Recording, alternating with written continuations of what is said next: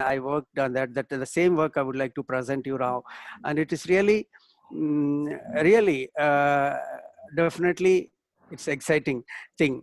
That means the research, how the environment research is going on with advanced energy materials. Yes, let me go for. I would like to address you. I would like to go for one problem actually. So it is when you are seeing at my slide, then we all know that when you are going through the paper and other Google browse, then there is a one thing when you are looking for the environmental issues and all. So you come across definitely Paris Climate Agreement. So what is this Paris? What is this?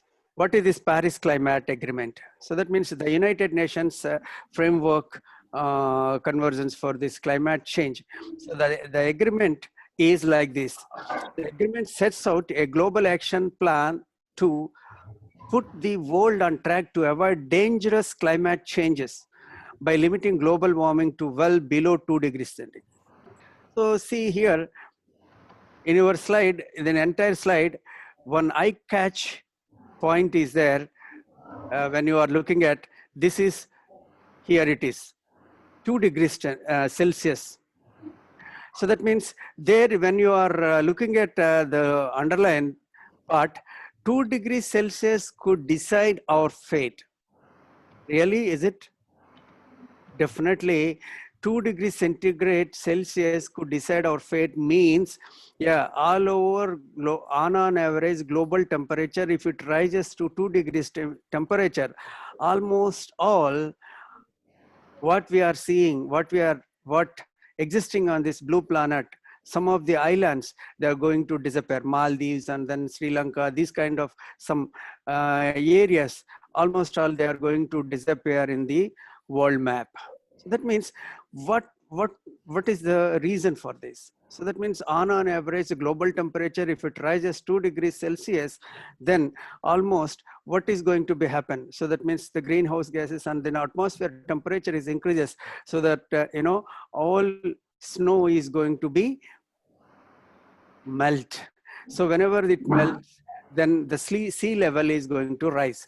If the sea level rises, then almost all the one beautiful islands, they are going to disappear. So this is a hurdle which we are going to face in future. So because then now you may see you may heard like this. So in ancient people our grandparents, our grandma, so they are telling that the climate is very cool and then they are very strong.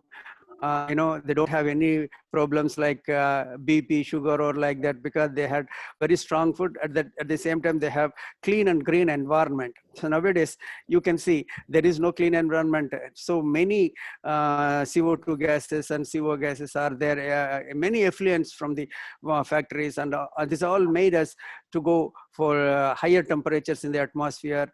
So that means high temperature. Previously, when you are looking at ancient days, the maximum temperature 35 degrees, below 40 degrees. Now, so when we when we go to the summer, then you couldn't expect what kind of temperature we are going to have. So that means the sun is roaring, almost all we are reaching the temperature nearly 46, 47, sometimes 50 also. So that's a dangerous thing actually. So that means the reasons for this, so that means the world, academicians and politicians and then administrators and then scientists, all the researchers had to think. So that thinking outcome is this Paris Climate Agreement. It is everybody's responsibility on this blue planet. We have to control the climate and we have to reduce the temperature. For that, each and every country has to take some resolutions, and then we have to avoid this CO2 gases which are going into the environment, that is going to make a big hurdle to the humans. So these kind of things are there.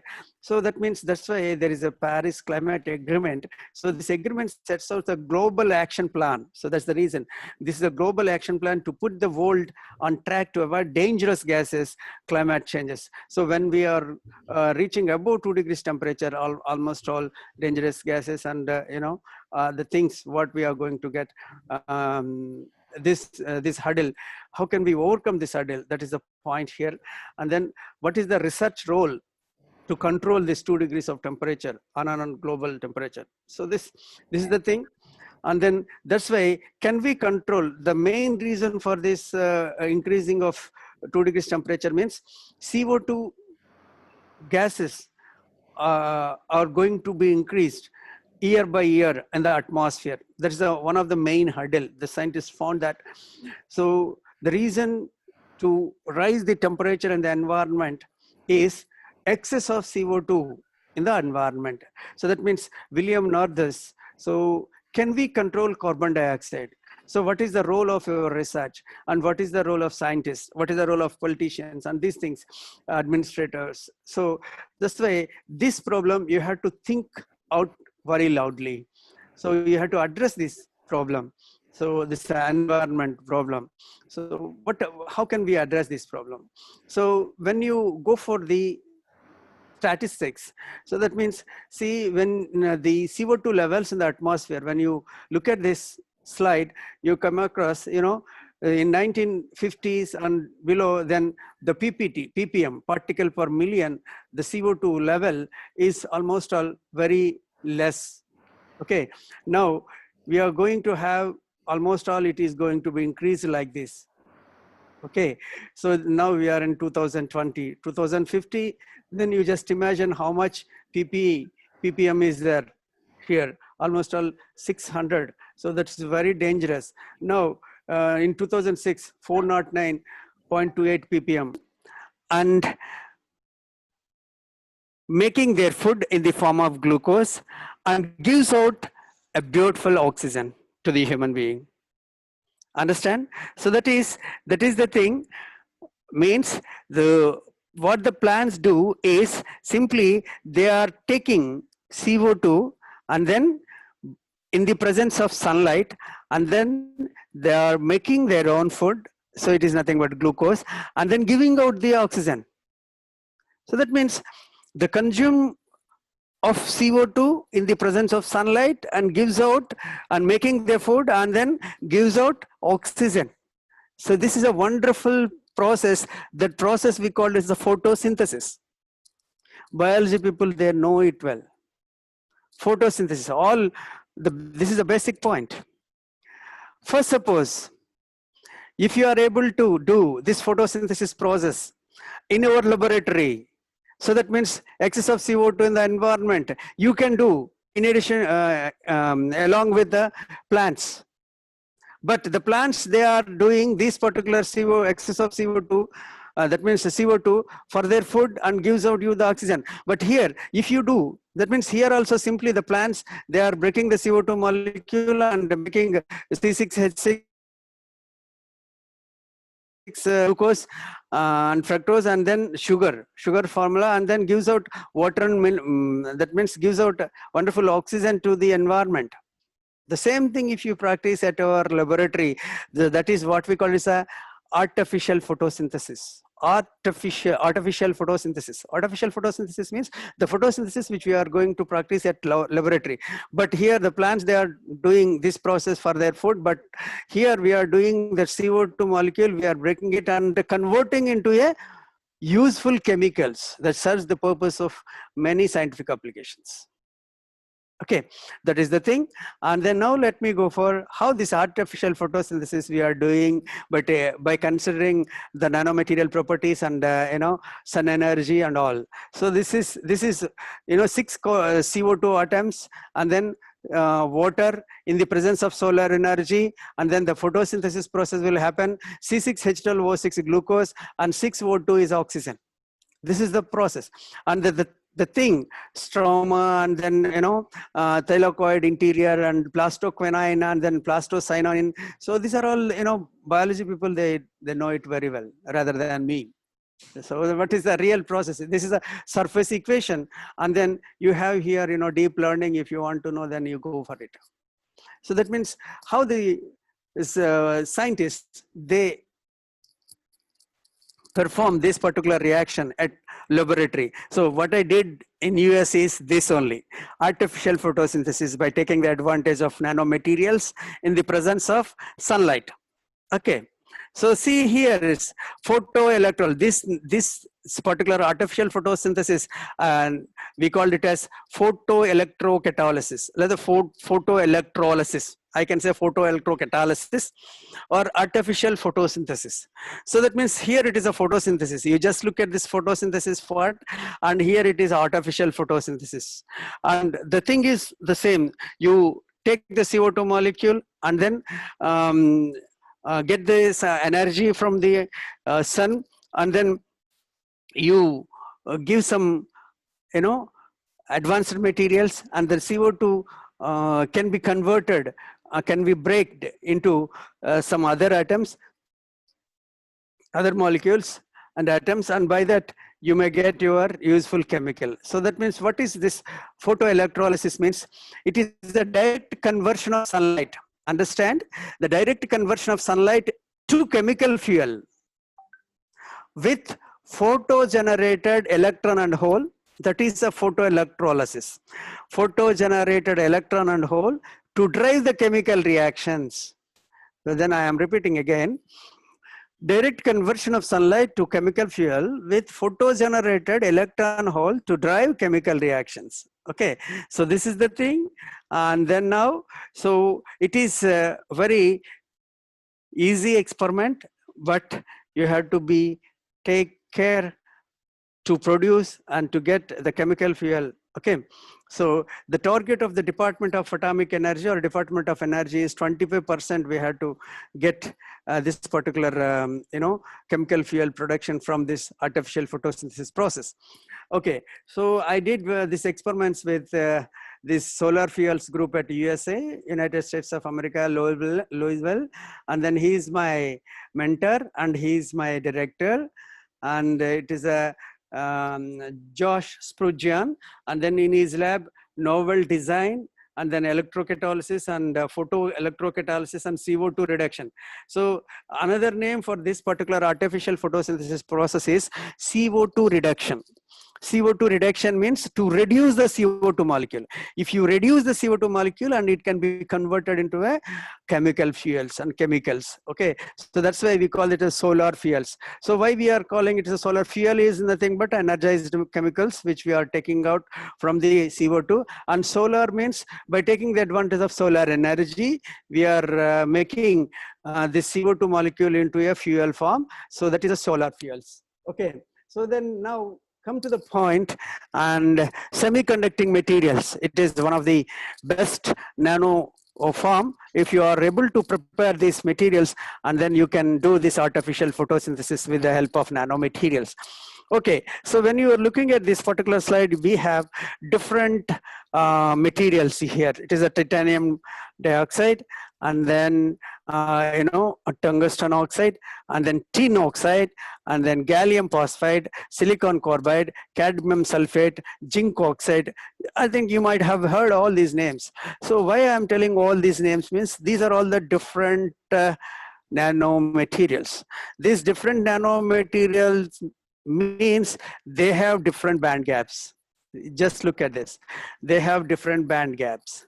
Okay, so the different band gaps means here it is silicon carbide. It is 3 electron holes, so valence band to conduction band, and a wide band gap material. It is there. What is the tin oxide?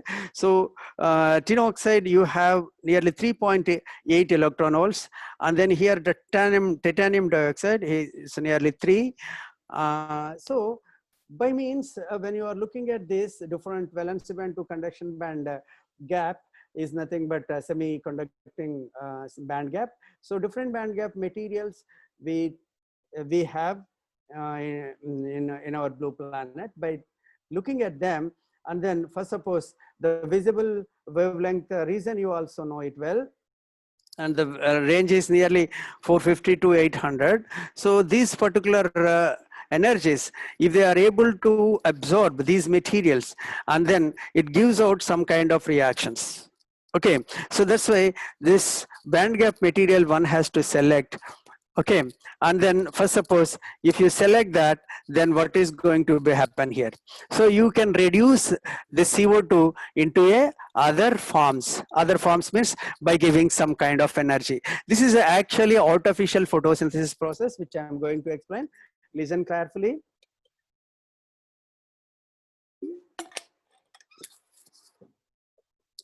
Sir, how much time is left with me? Sir, please, you can go ahead, sir. No problem. Okay, thank you. So still half an hour is needed for me to complete Yeah, this. sure. Not Thank a you. problem. Thank you. We Okay. can then reduce the time for interaction. Yes, sir. Yes, sir. Thank you, sir. Thank you, Aligar. Okay. Then CO2 photo reduction here. Photo reduction means, see here it is, CO2 molecule is there with me. Okay. First suppose if I am able to add two hydrogen, two protons and two electrons, if you are able to attach with them, then you can convert the CO2 into CO, carbon monoxide. It is a dangerous, but then we can convert it and then we can get water out of it. And then the next CO2, you are able to convert to two protons and two electrons, and then formic acid. So one of the best chemical fuel. Formic acid is a store of hydrogen energy. So formic acid is one of the best fuel.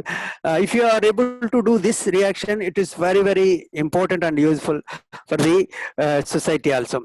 So but see, this particular energies are different. So that means different potentials at different potentials. If you operate, then you have different products.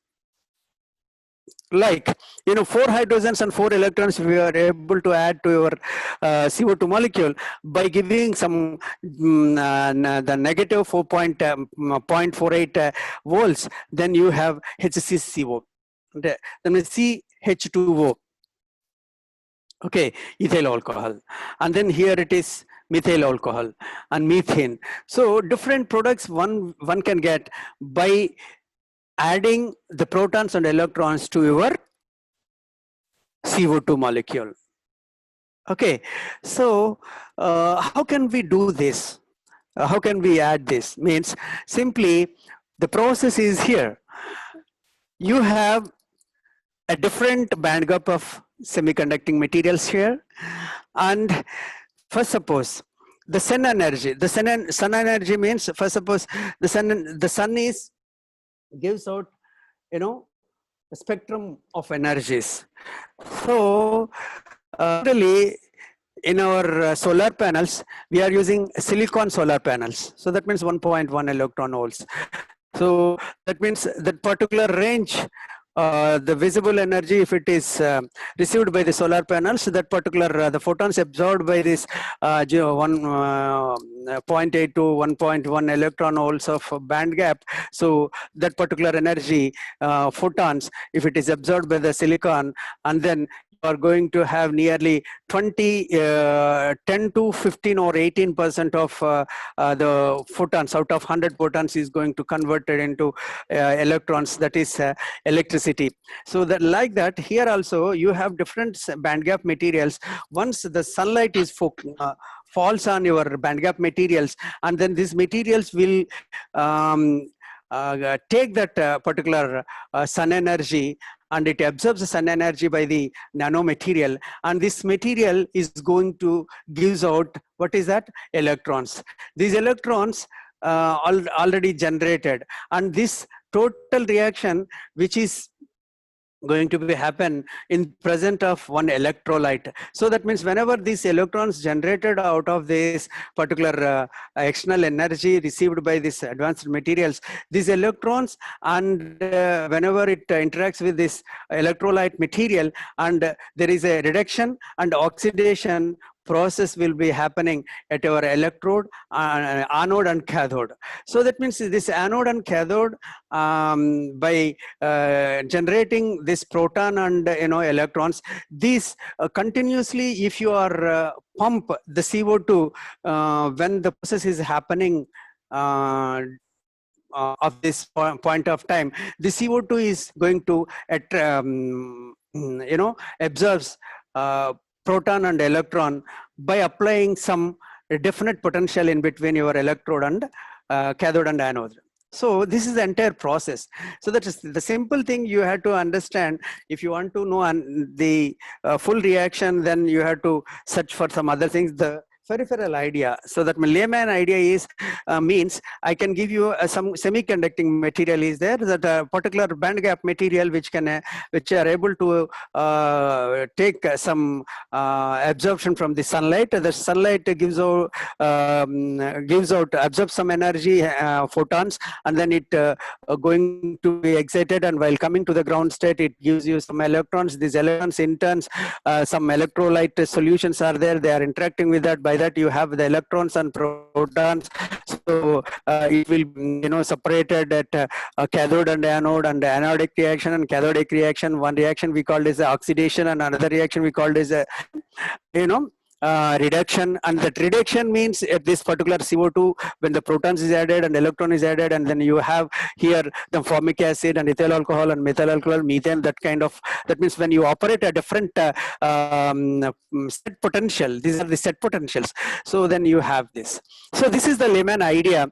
Then when you are really want to do this kind of things, then you just look at this, the electrochemical reduction. So for suppose, if you use a platinum is a material, and then you can produce from CO2 to hydrogen. So hydrogen as a fuel, it. So if you are make use of the platinum nanomaterial as your catalyst, the CO2 is reduced H2 evolution. And then preferably if you want to have hydrogen, then that means CO, carbon monoxide, it's a dangerous gas. Suppose if you want to generate out of this, then silver and gold. And then mixtures means the carbon mixtures means CH2, CH for methane and ethane and other things. Copper is the best material, works as a good catalyst, photocatalyst. By using the photon energy, and copper acts as a good catalyst, and then it gives you some kind of electrons, and then oxidation and reduction process happens at anode and cathode, and by that you are generating this thing. And zinc and tin, this is formic acid, it is a hydrogen storage material. Then this formic acid also you can do it. So understand here I worked on this tin dioxide tin nanoparticles. So by taking advantage of tin nanoparticle, I am able to produce the formic acid. So that means by how I produce the formic acid? By simply breaking the CO2 molecule. The breaking the CO2 molecule in the presence of sunlight and as well as tin dioxide nanoparticles, and then now I can able to produce formic acid. So that is my task. I did that. So see here it is. Then when you look at my first slide, I put my heading is advanced nano or advanced energy materials for environmental applications. Why I'm calling it is advanced nanomaterials. So the advanced nanomaterials means, we all know that nanomaterials, they have different sizes, means different different strings are there. By that they are giving out different properties and different advantages are there. But the thing is, now if you go somewhat little bit advanced, so I have nanoparticles.